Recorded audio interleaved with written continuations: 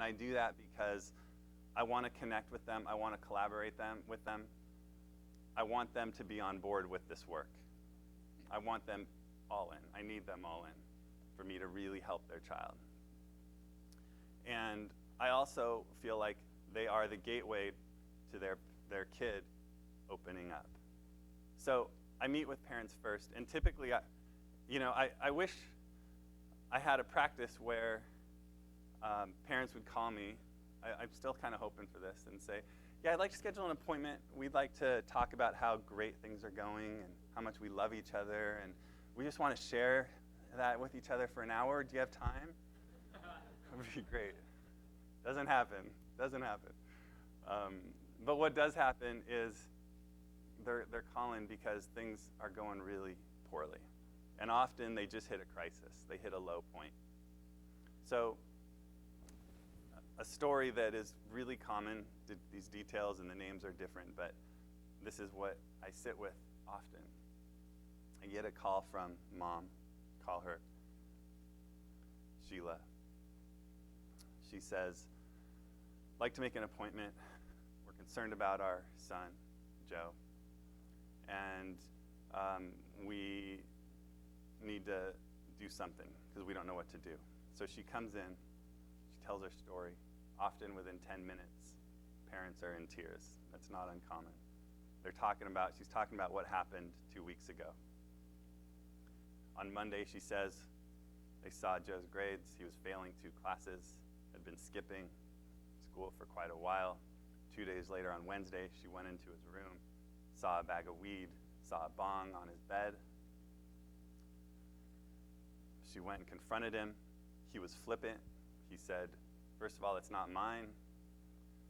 He said, and how dare you come into my room and invade my privacy in the first place? This attitude sent her through the roof. She was angry. She said, what are you talking about? This is not okay. I have every right to come in your room. No, you don't. You're controlling. You're a bitch. Get out of here.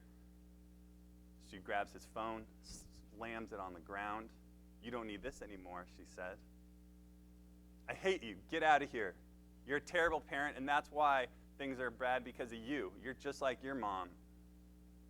She steps towards him and slaps him. She leaves, goes to her room, cries. Joe's stunned. She's telling me this story, and she is ashamed of herself. She's embarrassed. She can't believe she did that. She doesn't know what to do. She wonders if her son's a sociopath. Say, no, I don't think he's a sociopath. Parents wonder that sometimes because they're just like, I don't know what to do. He doesn't seem to care. I have no influence, no impact. And they get into these power struggles, and parents lose their cool with their kids. And these are not outlier parents. Like I said, they are any one of us in this room. This is a tough age to be a parent. A very tough age to be a parent. I have a 7-year-old daughter and a 4-year-old son, and I agree with the notion that parenting is the hardest job in the world to do well.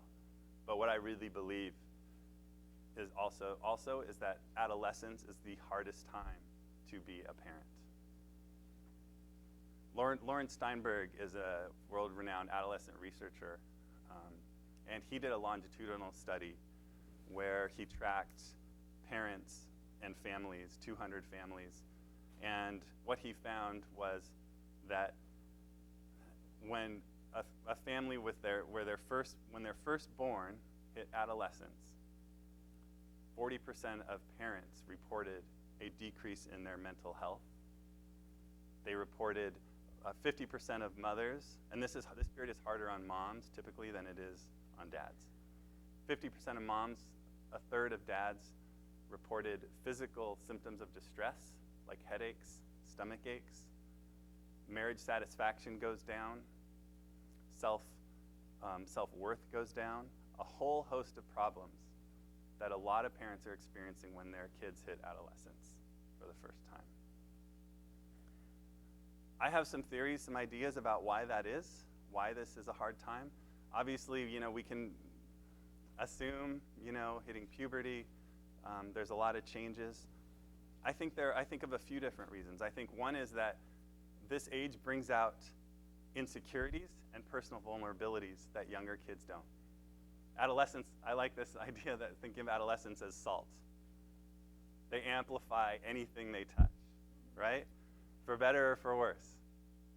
But in families, that might look like a cracked marriage gets worse, right?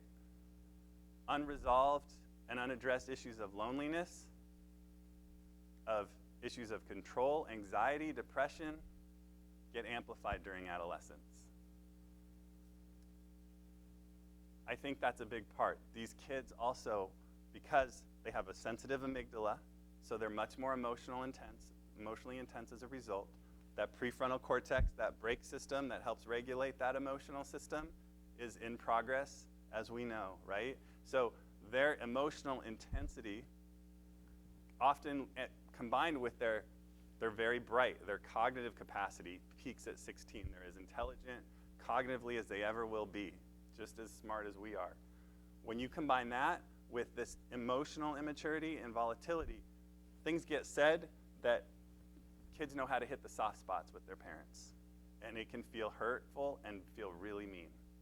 I think that's one thing that makes it really hard.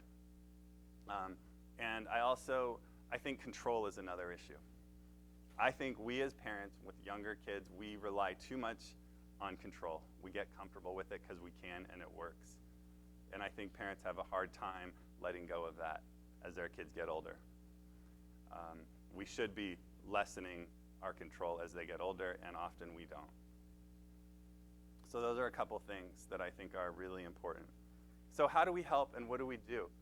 What I hear from parents, I do workshops, I do parent groups, I spend a lot of time with these guys, with these men and women and who really want help. This is what I think they need from us. They need us to believe them, that they are trying their best, that they have hard kids, that they are not stupid, bad parents, that they've tried a lot of things and they really don't know what to do. They need us to listen to them and hear their stories. They need us to empathize with them, truly empathize. They need information. They need tools. They need to know, they need a map, they need a framework. What do we do? How do we do it? There's a lot of information. There's like thousands of books on Amazon just on parenting adolescents. They look to us as helping professionals to give them that guide. And during this period, parents are isolated. They don't know where to turn. When I'm doing my groups and my workshops, a lot of the feedback is, I'm so glad that there are other people going through what we're going through. I had no idea. And I'm like, yeah. I just saw 5 people today that had similar stories as you, but they don't know that. And so they think it's just them, and they think they're bad parents, and they get really hard on themselves. And so we need to help them see, one, they're not alone, and we need to give them tools. I try to give them a lot of information and education about adolescent brain and development. I think that can be really helpful. I also think they need some kind of framework for when problems arise, when expectations aren't met. What I think is really fantastic is collaborative problem solving. I like that model because it's simple. Ross Greene's work, it's this notion that kids do well when they can. And if kids aren't doing well and they're making mistakes and they're having problems, it's not because they're lazy, it's not because they're manipulative, it's not because they're unmotivated. It's none of that. They're not attention seeking, they're lacking skills. We need to figure out what those skill deficits are. I've never met, and I don't know that you have either, a kid that doesn't want to do well. They all want to do well. But what's stopping them? Some of those skill deficits might be frustration tolerance. They get overwhelmed really easily. It might be organization. There might be some anxiety and stress that's getting in the way. We need to figure out what is blocking them and then help them get unstuck. And when I sit with parents, I hear their stories, I listen, I care, and I want to give them hope. I want to talk to them about how we're in this together. And I want to hear from your kid too, and I want to listen to their story. I want to give them a voice in the room. I want them to feel heard and empowered. And when parents know I'm with them, they're all in.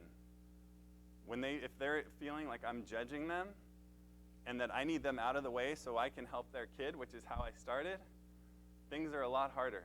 Kids don't want that either. A national poll found that 67% of teens want more time with their parents. That's crazy, right? According to our myth and pop culture, they're supposed to want less time. They want more time. In that same poll, the majority of parents said, we have time. We're not lacking in time to spend with our kids. So these families are at home and they're not connecting. But they want to connect. They don't know how. Kids want to hang out with their parents. What they don't want is to be lectured, to be overanalyzed, to feel like every activity is kind of, their parents are looking at them and figuring out how to help them improve and they don't need more motivational speeches. They just want to play and hang out with their parents.